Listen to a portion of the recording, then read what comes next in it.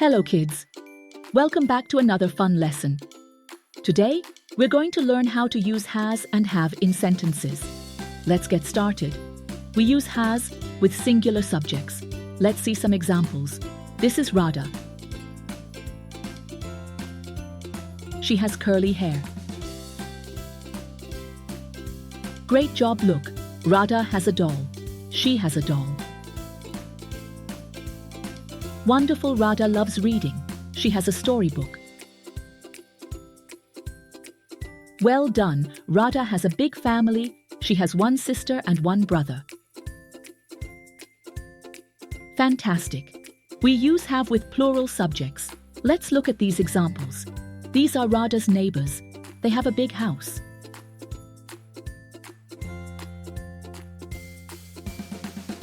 Amazing, Radha's neighbors have a family too. They have 2 children. Excellent. They have 1 son and 1 daughter. Great.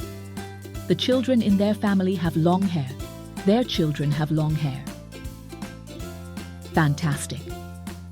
That's all for today, kids. Now you know how to use has and have in sentences. Keep practicing with your family and friends. Don't forget to like, subscribe, and share this video with others. See you next time. Bye-bye.